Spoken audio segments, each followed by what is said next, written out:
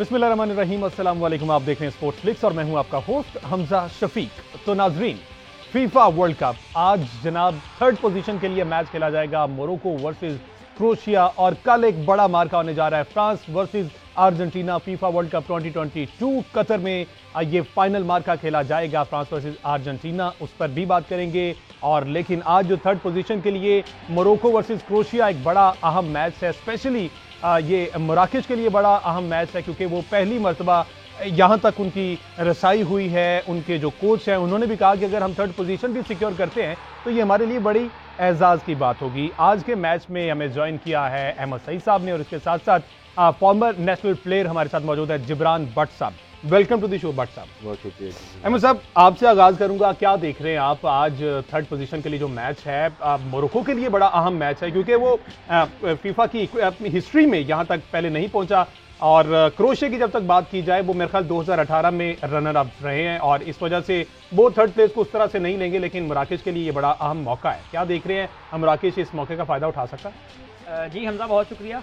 हमने जैसा कि पहले ही बात की, मराकेश के हर मैच में हम लोग ये बात करते रहे हैं कि हम दिल से मराकेश के साथ हैं, लेकिन ऑन पेपर जो है वो दूसरी टीम स्ट्रॉन्ग है। तो आज एक और यूरोपियन टीम के साथ उनका मैच है, क्रोएशिया की टीम जो अपना सेमीफाइनल अर्जेंटीना की टीम के खिलाफ हारी। और क्रोएशिया की टीम 2018 के वर्ल्ड कप की आप जानते हैं रनर अप भी रही है। और मोरक्को की टीम के लिए एक बैड न्यूज़ ये है कि उनके कैप्टन रोमान साइस जो हैं वो लास्ट मैच में जो फ्रांस के अगेंस्ट उन्होंने सेमीफाइनल खेला, उसमें 20 मिनट के बाद वो इंजर्ड होकर वापस चले गए थे, तो वो डाउटफुल हैं आज के मैच में। उसके अलावा उनके लेफ्ट बैक मजराजुई जो बायर्न म्यूनिख के लिए फुटबॉल खेलते हैं, वो भी आज डाउटफुल हैं। तो ये कुछ इंजरीज हैं जिनकी वजह से मोरक्को की टीम आज अपने हो सकता है कि उन प्लेयर्स को भी चांस दे जो अब तक वर्ल्ड कप का मैच नहीं खेल पाए। तीसरी पोजीशन का मैच हम एक बात कल कर चुके हैं कि 2002 के बाद हो सकता है कि ये सबसे ज़्यादा यानी जिसे कहना चाहिए कि much anticipated third position game in world cup history, क्योंकि मोरक्को की टीम ने जो तारीख यहाँ पर रकम की है उसकी वजह से ख़ास तौर पर उम्मत मुस्लिमा के अंदर और पूरे अरब वर्ल्ड के अंदर, पूरे अफ्रीका के अंदर ये मैच आज व्यूअरशिप के भी हो सकता है कि 2-4 रिकॉर्ड तोड़ दे। इस मैच की खास बात यह है कि ये मैच खलीफा स्टेडियम में खेला जाएगा। इसमें जो रेफरी हैं अब्दुल रहमान जासिम, उनका ताल्लुक कतर से है, और उन्होंने इससे पहले क्रोएशिया और मोरक्को पर कोई मैच जो है वो ऑफिशिएट नहीं किया। तो वो रेफरिंग के बारे में जो बात हो रही थी वर्ल्ड कप के अंदर, तो इस हवाले से भी ये गैर जानिबदार रेफरी का किरदार शायद अदा कर पाएंगे आज के मैच में। तो जहाँ तक प्रेडिक्शन का ताल्लुक है, तो मैं दोबारा यही कहूँगा कि हम दिल से मराकेश के साथ हैं, और टीम शीट जो है वो क्रोएशिया की ज़्यादा भारी है, क्योंकि उसमें मॉडरिच हैं जो world player of the year रह चुके हैं, उसमें ब्रोजोविच हैं, उसमें पेरिसिच हैं, उसमें कोवेचिच हैं। तो best of luck for Morocco. But साहब, अहमद सईद साहब तो शुरू से कहते हैं कि मेरा जो दिल है ना, बीइंग अ मुस्लिम, मराकेश के साथ है। सही। दिल को छोड़ें, दिमाग की सुने। ऑन पेपर आपको कौन स्ट्रॉन्ग दिखाई दे रहा है? अगर आप देखते हैं मोरक्को जो है पहली दफ़ा यहाँ तक पहुँचा, उन पर एक अलग किस्म का प्रेशर होगा। क्रोएशिया जो है वो रनर अप रहा है, और उनके ज़हन में ये है कि आप किसी तरह थर्ड पोजीशन सिक्योर कीजिए। ऑन पेपर कौन देख रहे हैं आप स्ट्रॉन्ग नज़र आ रहा है, और अभी तक वर्ल्ड कप में जिस तरह की परफॉर्मेंस रही है? जी बिस्मिल्लाहिर्रहमानिर्रहीम, बहुत शुक्रिया जी। जैसे अहमद सईद साहब ने कहा कि अगर आप एक एक इंडिविजुअल की बात करें तो उसमें तो शायद आपको क्रोएशिया में ज़्यादा अच्छे इंडिविजुअल्स मिल जाएं, लेकिन अगर मैं अपने ज़ाती एनालिसिस की बात करूं तो मैंने जो पिछले मैचेस देखे हैं उसमें as a team Morocco Croatia से बेहतर प्ले कर रही है इस वर्ल्ड कप। जी बिल्कुल। इस वर्ल्ड कप के अंदर जो पिछले रिसेंट 2-3 मैचेस हैं, pre quarter final, quarter final, तो एज ए टीम एफर्ट अगर आप देखें तो क्रोएशिया से एज ए टीम मोरक्को बेहतर प्ले कर रही है। यानी इंडिविजुअल हो सकता है कि जो मॉडरिच है उसके मुकाबले का कोई एक इंडिविजुअल ना हो मोरक्को के पास, लेकिन एज ए टीम जो एफर्ट मोरक्को कर रही है, हर एक की स्पिरिट, उसके लिए कोशिश करना, उसके लिए एफर्ट करना, वो जो हार्ड वर्क मोरक्को की टीम में नज़र आ रहा है, जो कॉम्बिनेशन नज़र आ रहा है, उसके मुकाबले में मेरा ख्याल है वो क्रोएशिया से फार अहेड, वो उनसे बेहतर टीम है। और दिल की धड़कनों के अलावा मैं समझता हूँ कि परफॉर्मेंस की बुनियाद पर भी मैं ये प्रेडिक्ट करूँगा। इसके जो इंजरीज की बात सामने आई है, अगर ऐसा कोई मामला हो जाए तो ये एक अनफॉर्चुनेट एक चीज़ होगी, लेकिन अगर इस इंजरी का वाला मसला ना हो तो एज अ टीम हम समझते हैं कि मोरक्को बेहतर टीम है। मोरक्को बेहतर टीम है। अहमद सईद साहब, अगर थोड़ा सा कंपैरिजन अगर किया जाए लूका मॉडरिच और अशरफ हकीमी के दरमियान, क्या देखते हैं इनका कंपैरिजन बनता है? ज़्यादा फुटबॉल किसने खेला है, वर्ल्ड कप किसके ज़्यादा हैं, और गोल तो कोई खातिर खा दोनों टीमों के इसमें नज़र नहीं आए, पेनल्टीज़ पर ही ज़्यादातर फैसले हुए। जी हाँ, क्रोएशिया की टीम की अगर हम बात करें तो क्रोएशिया की टीम ने अब तक इस वर्ल्ड कप में 6 मैचेस खेले, उन्हें अपना पहला मैच उसी टीम के अगेंस्ट खेला जिससे आज वो 3rd पोजीशन के लिए मैच खेलने जा रही है, मोरक्को के अगेंस्ट। वो मैच 0-0 से ड्रॉ हुआ। और क्रोएशिया की टीम के बारे में दिलचस्प बात यह है कि अब तक पूरे वर्ल्ड कप में रेगुलेशन टाइम के अंदर 90 मिनट्स के अंदर वो सिर्फ एक ऐसा मैच है जो वो जीतने में कामयाब हुए, कनाडा की टीम के अगेंस्ट, जब वो 4-1 से कामयाब हुए ग्रुप स्टेजेस के अंदर। उसके बाद उनका जो तीसरा मैच था ग्रुप स्टेज का, वो बेल्जियम से 0-0 ड्रॉ हुआ। राउंड ऑफ 16 में जापान के खिलाफ उन्होंने पेनल्टीज पर कामयाबी हासिल की। क्वार्टर फाइनल में एक बहुत बड़ा मैच, एक तारीखी कामयाबी उन्होंने हासिल की, वो भी पेनल्टीज पर थी। और अर्जेंटीना वाला मैच वो रेगुलेशन टाइम में ही खत्म हो गया, उसको अर्जेंटीना की टीम ने 3-0 से विन किया। तो लूका मॉड्रिच और हकीमी के कंपैरिजन के अलावा इन दोनों टीमों का भी अगर कंपैरिजन करें तो 2006 से लेकर अब तक लूका मॉड्रिच मुस्तकिल क्रोएशिया के साथ खेलते आ रहे हैं। क्रोएशिया की टीम उनका भी एक फुटबॉलिंग हेरिटेज है, अक्सर वो वर्ल्ड कप के लिए क्वालिफाई कर जाया करते हैं। और मोरक्को की टीम उस बनिस्बत जो है वो देखें तो उनका एज सच 1998 में उनका एक मुस्तफ़ा हाजी की जो मोरक्को थी वो एक पॉपुलर टीम थी उनकी। उसके बाद 2018 में उनके पास कुछ पॉपुलर नाम थे, मेहदी बिनाशिया थे जो बायर्न म्यूनिख से खेलते हैं। अब 2022 में उन्होंने एक तारीख रकम की है। तो तारीख के एतबार से तो ज़ाहिर है क्रोएशिया की टीम बेहतर है, लेकिन भट्ट साहब की इस बात से मैं बहरहाल यहाँ पर वो करना चाहूँगा, इसको सेकंड करना चाहूँगा कि फ़ुटबॉल एक टीम बिजनेस होता है, ये एक टीम गेम होती है। तो लूका मॉड्रिच जो है वो अकेले कुछ नहीं कर सकते, लियोनेल मेसी उस वक्त तक अकेले कुछ नहीं कर सकते जब तक उनके इर्द गिर्द जो 10-11 प्लेयर हैं वो उनके लिए स्पोर्टिंग रोल प्ले नहीं करेंगे। तो मराकेश की टीम को जो एडवांटेज हासिल है वो बहरहाल यही है कि उनका टीम वर्क, वो शायद अगली टीम को आउट प्ले नहीं करते लेकिन वो अगली टीम को आउट रन ज़रूर कर देते हैं। सुफियान अमराबाद जो इनके सेंट्रल डिफेंसिव मिडफील्डर हैं, उनके बारे में एक दिलचस्प बात आजकल सोशल मीडिया के ऊपर गर्दिश कर रही है कि 30% of earth is covered by land and 70% of earth is covered by Sofyan Amrabat. तो वो इतना जो है वो भागते हैं, इतनी रनिंग करते हैं फील्ड के अंदर। तो मेरा ख्याल है कि जब आप ज़्यादा अगली टीम के मुकाबले में आउट रन कर जाएं, आपका वर्क रेट ज़्यादा हो, तो आप जो है वो कहीं ना कहीं डिफरेंस क्रिएट कर रहे होते हैं। और ये वो एरिया है जहाँ पर मराकेश की टीम जो है वो डिफरेंस क्रिएट कर रही है। अच्छा जिब्रान भट्ट साहब, आपने इंटरनेशनल भी खेला हुआ है, बीइंग अ प्लेयर जब आप खेलते थे, जैसा कि इनके कोच ने कहा है कि तीसरी पोजीशन पर भी आना बड़ी एजाज़ की बात है। एक प्लेयर के लिए ये कितना उसका मोराल हाई करता है, जो इस वर्ल्ड कप से पहले कहीं नजर नहीं आ रहे थे। 22 के वर्ल्ड कप में वो सेमीफाइनल खेल गए और अब 3rd पोजीशन के लिए खेलना है। अब जो प्लेइंग 11 होगी, उन प्लेयर्स का मोराल कैसा होगा?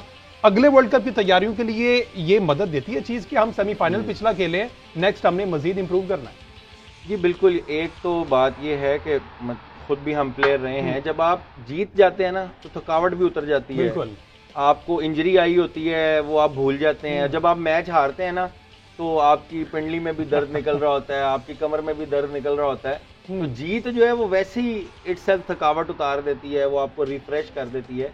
और एक ऐसी जीत जो आपकी पहले हिस्ट्री में कभी ना मिली हो, वो तो आपके मोराल को बहुत ज़्यादा बढ़ा देती है। जहाँ तक बात है 3rd पोजीशन की, तो ऐसा नहीं है कि क्रोएशिया के लिए तो मैटर करती है, नहीं करती, और मोरक्को के लिए करती है। देखें, इसकी बुनियाद पे वर्ल्ड रैंकिंग्स जो है वो डिटरमिन होती हैं। इसकी बुनियाद के ऊपर बहुत सारे रिकॉर्ड्स दुरुस्त होते हैं।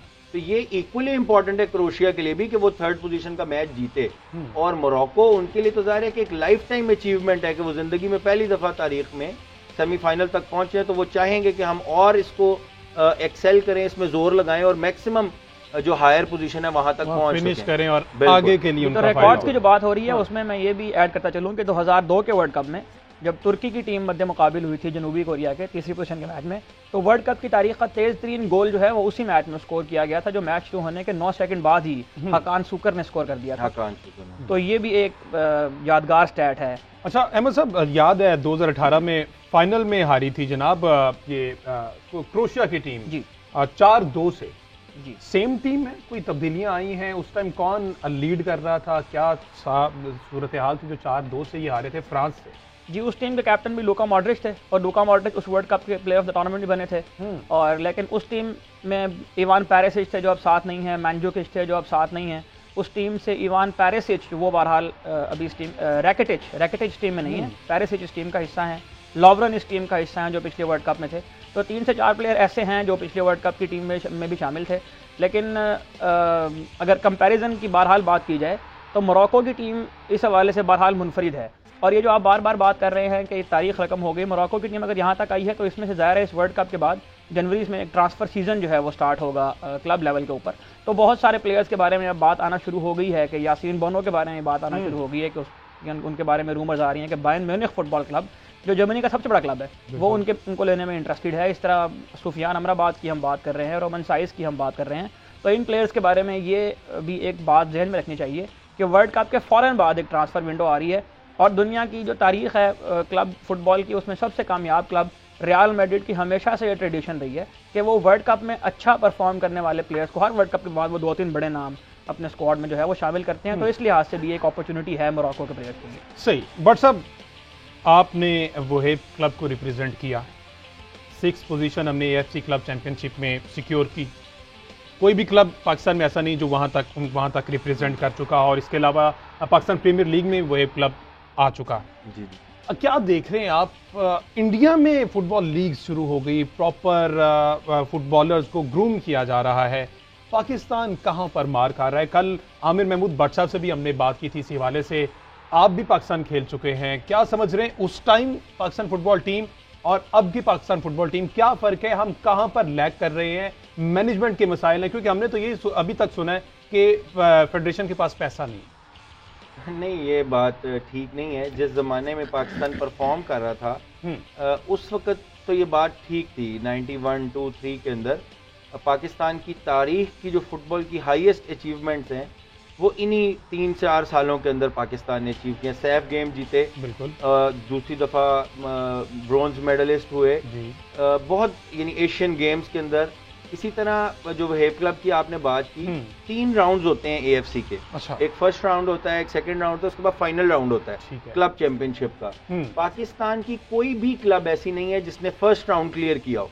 ओके। वोहेब क्लब वाहिद टीम है हमारी क्लब जो फर्स्ट राउंड को जीती, फिर सेकंड राउंड में क्वालिफाई किया, और थर्ड राउंड में जो 8 टीम्स का एक कंपटीशन होता है, एशियन क्लब चैंपियनशिप आप लगा लें, जो एशिया की क्लब्स का हाईएस्ट टूर्नामेंट है, उसमें हम 6ठे नंबर पर आए। और ये पाकिस्तान के लिए ऐसा एजाज है जो अब मेरा ख्याल 30-32 साल गुजर गए हैं, किसी ने उसको एक्नॉलेज भी नहीं किया और वहाँ करीब भी नहीं पहुँच सके, कोई सेकंड राउंड में ही चला जाए।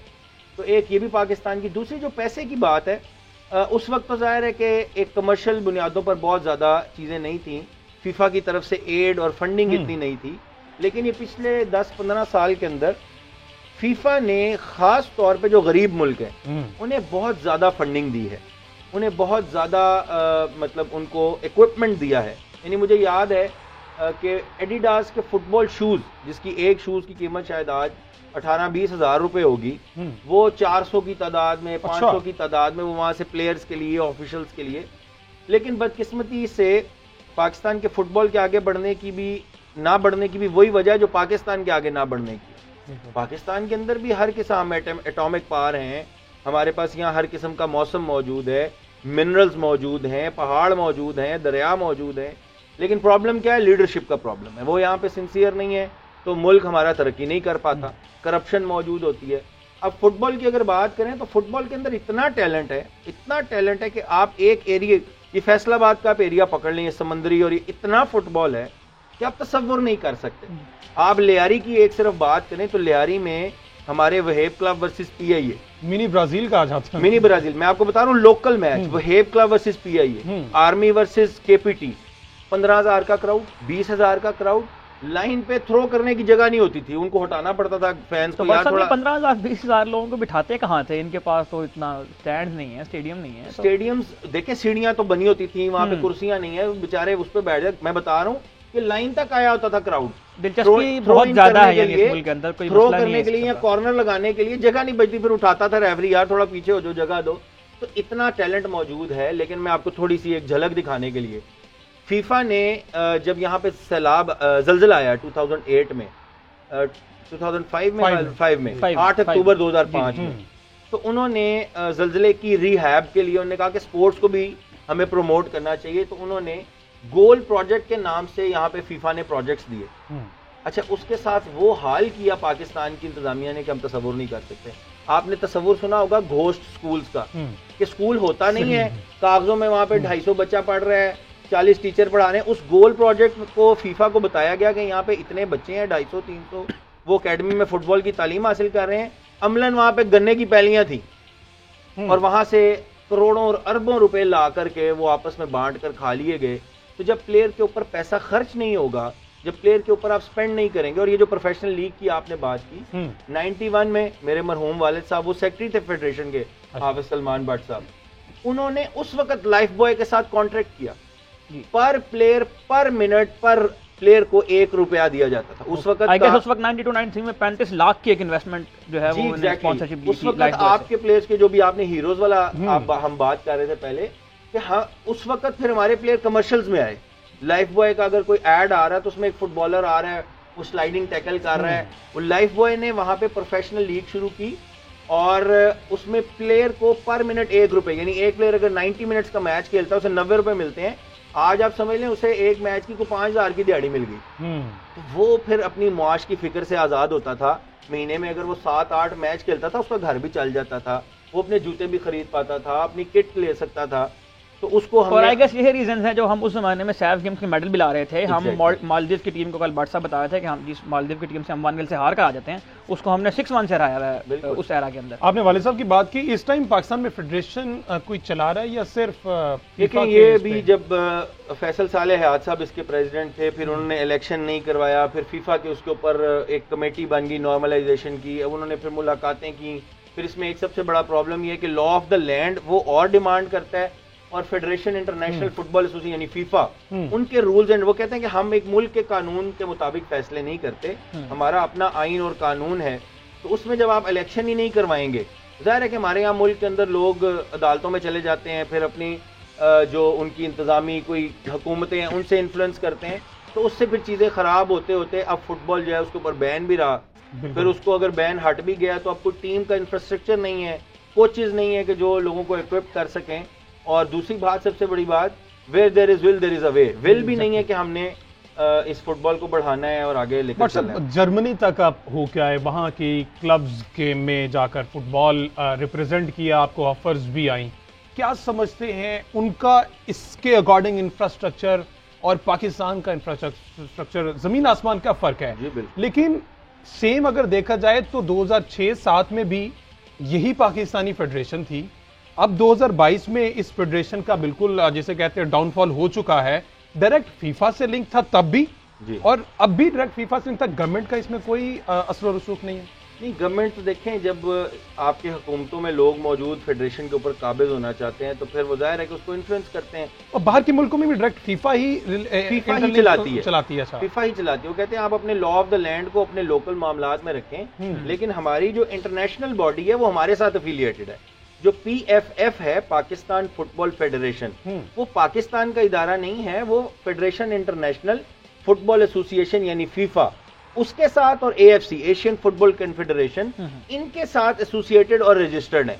हम जो चीजें हैं वो अपने लॉ के मुताबिक, मतलब उन्होंने कहा कि भाई आपने इलेक्शन करवाना है, इतने साल के बाद करवाना है। उसमें रिगिंग कैसे हुई, मैं आपको थोड़ा सा, इलेक्शन कॉल किया गया और इलेक्शन कमिश्नर ने कहा, जब लोग आ गए, इलेक्टोरल रोल के लोग पूरे हो गए, 36 लोग थे। अब फैसल साले साहब को ये नजर आ गया कि भाई मैं ये इलेक्शन हार जाऊंगा।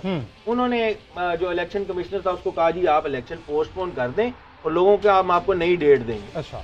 उनको कहा जी इलेक्शन पोस्टपोन है। जो बाकी माइनॉरिटी बची 13-14 लोगों की 36 में से, उनका इलेक्शन करवा के प्रेसिडेंट बन गए। 36 में से 14 वोट लेके वो प्रेसिडेंट बन गए और 22-28 लोगों को उन्होंने कहा कि जी आप चले जाए। तो ये रिगिंग होती है, ये जाहिर है हुकूमतों की बुनियाद पर होती है। कोई MP होता है, कोई MNA होता है, कोई सेनेटर होता है, कोई सूबाई हुकूमत होती है, तो यही खराबी का बायस बनता है। सही जी, यही खराबी का बायस है। पाकिस्तान में फुटबॉल का जो डाउनफॉल है उसकी कोई और वजह नहीं, फेडरेशन खुद है और यहाँ की सियासत जिस तरह से फेडरेशन में चल रही है। जिब्रान भट्ट साहब हमारे साथ मौजूद हैं, मजीद भी बात करेंगे पाकिस्तान फुटबॉल पर, इसके साथ साथ फीफा वर्ल्ड कप के फाइनल पर भी बात करेंगे। मसईद साहब मौजूद होंगे। या वक्त एक ब्रेक का।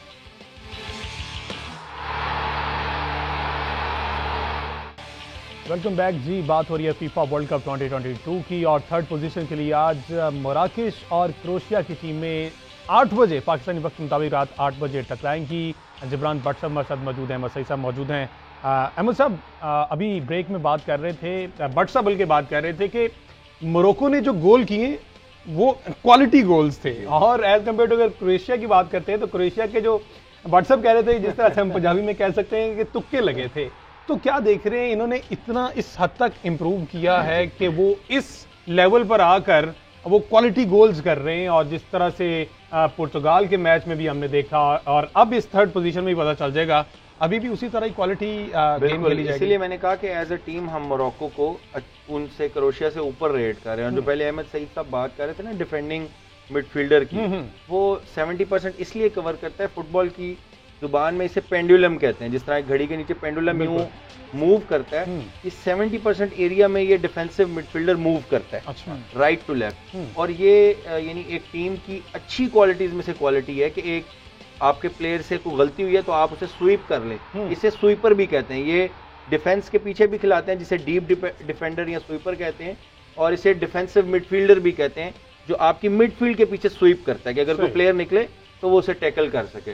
तो ये एक इनकी टीम की डिस्टिंग्विश चीज़ है, और यही इनकी डोमिनेट करने की शायद वजह भी बने। अच्छा बट साहब, फिटनेस की हम बात कर रहे थे, आप हाफिज सलमान बट साहब का हमने यहाँ पर तस्करा किया है। वो एक बहुत तारीखी मुलाकात है जो उनकी फ्रांस बैकेनबेयर के साथ हुई, जो जर्मन कोच भी थे और प्लेयर भी थे, और पहले आदमी थे जिन्होंने एज अ प्लेयर और as a coach world cup जीता।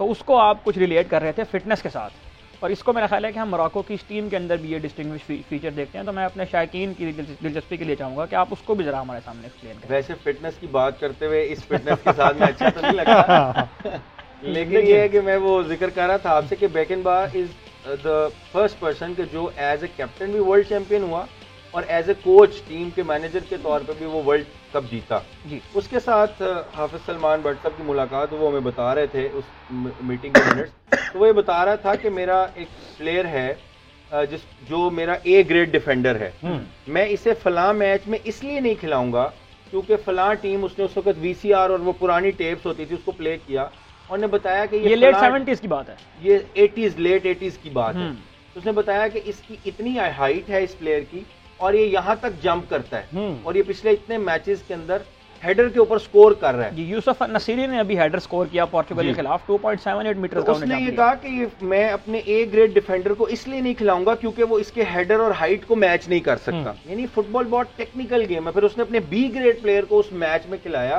ताकि वो उसको उसकी हाइट को मैच करते हुए उसे स्कोर ना करने दे। तो ये जाहिर है कि फुटबॉल अब एक महज चलते हुए पासेस का नाम नहीं है, बल्कि एक बहुत साइंटिफिक चीज हो चुकी है, और जितनी टेक्नोलॉजी बढ़ रही है, अब ये VR आ गया है, आपको वर्चुअल रियलिटी से वो सारा वो ऑफसाइड्स का भी पता लग जाता है, बाकी चीज़ों पेनल्टी भी, बहुत सारी पेनल्टीज वो आपको कैमरे की मदद से उन्होंने दी है। तो अब ये टेक्नोलॉजी की वजह और अगर VR ना होता तो शायद जर्मनी की टीम इस वर्ल्ड कप से बाहर भी ना होती वो ऑफसाइड, हाँ, और अर्जेंटीना फाइनल में भी ना होती ये भी एक वजह है। अच्छा अहमद सईद साहब, थोड़ी सी फॉर्मेशन पे बात कर ली जाए। क्या देख रहे हैं, मोरक्को के लिए बड़ा मैच है जी, आज के मैच में क्या फॉर्मेशन होगी, उसी पे ही खेलेंगे जिस पे ये सेमीफाइनल खेले?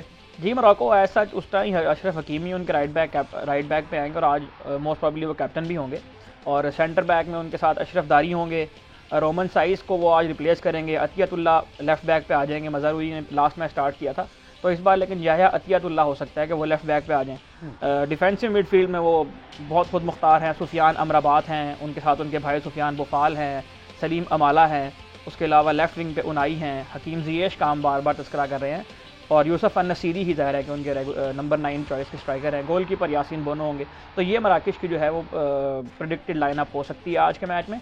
और जहाँ तक क्रोएशिया की टीम का ताल्लुक है, तो सबसे बड़ा मैच तो ये लूका मॉड्रिच के लिए इस चांस में हो सकता है कि ये उनके इंटरनेशनल करियर का लास्ट मैच हो, क्योंकि इसके बाद ये कहा जा रहा है कि वो शायद रिटायर हो जाएं। और साथ ही ये रूमर्स भी आ रही हैं कि उनके जो फैंस हैं, जो उनके नेशनल कोचेज़ हैं, वो उनसे इस बात की भी रिक्वेस्ट कर रहे हैं कि आप यूरो 2024 के लिए भी इस टीम को टाइम दें। तो ये इस चांस में एक बड़ा मैच होगा लूका मॉड्रिच के लिए, और वो इसको जीतना भी चाहेंगे। गोलकीपर उनके लिवाकोविच हैं, लॉवरन हैं सेंटर बैक उनके, और ग्वार्डियोल जो लियोनेल मेसी के जुल्म का शिकार हुए लास्ट मैच में, वो हो सकता है कि इस मैच में इंजरी की वजह से डाउटफुल है, तो वो भी शायद हमें नजर ना आए। मिडफील्ड में मॉड्रिच, ब्रोजोविच, और उनके साथ जो है वो चेल्सी से ताल्लुक रखने वाले कोवाचिच खेलेंगे, आगे पेरिसिच और क्रेमारिच जो है वो। बट सब आप अपने टाइम में फॉरवर्ड और वो स्ट्राइकर उस पोजीशन पर खेलते रहे हैं, क्या देखने इस मैच में जो स्ट्राइकर है उसका रोल कितना अहम हो सकता है? वैसे तो हर मैच में उनका बहुत ज़रूरी होता है, लेकिन जिस पोजीशन पे एक बंदा खुद खेलता रहा है उसको अच्छे से समझ सकता है कि वीक पॉइंट कौन सी टीम का क्या है। मोरक्को की अगर बात की जाए तो उनका ये वाली जो स्लॉट है इस फॉर्मेशन में स्ट्रांग नजर आ रही है। और व्हाट्सएप प्लीज एक और चीज भी एक्सप्लेन कीजिएगा कि ये जो VAR के आने के बाद जो बहुत क्लोज जो ऑफ साइड्स हो रही हैं, इसका क्या इम्पैक्ट होता है और अब किस किस्म की स्ट्रेटेजी के साथ नंबर 9 स्ट्राइकर खास तौर पे जो है वो किस तरह से फील्ड में उतरता है? अच्छा देखें, VR तो जाहिर है कि एक टेक्नोलॉजी का इस्तेमाल तो बढ़ना चाहिए, लेकिन इस पर क्रिटिसिज्म भी हो रहा है। जाहिर है कि ये एक नई चीज़ है, इसे अडॉप्ट करते हुए लोगों को टाइम लगेगा और इससे फेमिलियर होते हुए वक्त लगेगा, लेकिन टेक्नोलॉजी का इस्तेमाल बहरहाल गेम को इम्प्रूव करने के लिए है। और ऑफ साइड्स हों, आपको अंदाज़ा है कि ऑफ साइड के अंदर बहुत माइनर डिफरेंस होता है, बहुत फाइन मार्जिन था। वो जो 3 ऑफसाइड्स हुई पहले मैच में ही अर्जेंटीना के सऊदी अरेबिया के अगेंस्ट, उसके बाद बहुत ज्यादा सवाल वो शायद कैमरा ही उसको कैच कर सकता है। तो इस टेक्नोलॉजी से तो बहरहाल हमें आहिस्ता आहिस्ता फायदा उठाना पड़ेगा। आपने जो सवाल पोजीशन की बात की, आप पोजीशन देखें, ये सारी जो टीम होती है ना, टीम की जो हमें एब्रीविएशन, हमारे अब्बा जी हमारे कोच भी थे तो उन्होंने बताया together everyone achieve more, TEAM, together everyone achieve more. मतलब अगर गोलकीपर बचाता रहे और आगे स्ट्राइकर गोल ही ना करे तो बेचारा गोलकीपर क्या कर लेगा, और आगे गोल करने वाला गोल करता रहे और गोलकीपर के जी खाता खुला हुआ है, गोल करते जाओ मैं भी खाता जाऊंगा, तो फिर टीम सरवाइव नहीं कर सकती। स्ट्राइकर जाहिर है कि स्कोर करने के लिए और जीतने के लिए बुनियादी अहमियत का हामिल है। इसके अंदर जो फॉर्मेशन की अहमद सईद साहब भी बात कर रहे थे, ये फॉर्मेशन दुनिया के अंदर चेंज होती है, स्ट्रेटजीज बनती हैं। एक टाइम था जर्मनी ने शुरू किया, उस फॉर्मेशन का उन्होंने उन्वान रखा टोटल फुटबॉल। वो टोटल फुटबॉल ये था कि 11 में से 10 प्लेयर गोलकीपर के अलावा वो अपनी मूवमेंट के अंदर जहां भी चले जाएंगे वो वापस अपनी जगह पर नहीं आएंगे। आप देख रहे हैं डिफेंडर गया है विंग से, वो वापस आता है। वो 10 के 10 खिलाड़ी टोटल फुटबॉल में इस तरह से तैयार थे कि उनका सेंटर स्ट्राइकर 15 मिनट बाद उनका डीप डिफेंडर था, उनका राइट बैक जो है उनका लेफ्ट विंगर था, यानी ऐसे क्वालिटी के प्लेयर उन्होंने। अच्छा, इसमें जो अभी रिसेंट फॉर्मेशन चल रही है ये चेंज होती रहती जमाने के साथ साथ। जी, इसमें जितने आज के जमाने में जितने प्लेयर्स का रुख दूसरे के गोल पोस्ट की तरफ होगा उतने उनके गोल करने के चांसेस बढ़ जाएंगे। आप देखें कि माजी के अंदर 4-3-3 फॉर्मेशन होती थी, 4 डिफेंडर, 3 मिडफील्ड और 3 फॉरवर्ड। फिर 4-2-4 हो गया कि यार गोल करने वाले बढ़ा दो। अब उसको चेंज होते होते समझ ये आई है कि आप लोगों को पीछे ले आओ ताकि जब वो अटैक पे जाए तो उनका रुख अगले के गोल की तरफ हो। यानी अगर मैं स्ट्राइकर हूं और मैंने इस तरफ गोल करना है, मैं जिंदगी में कभी उस वक्त तक गोल नहीं कर सकता जब तक मेरा रुख दूसरी तरफ नहीं होगा।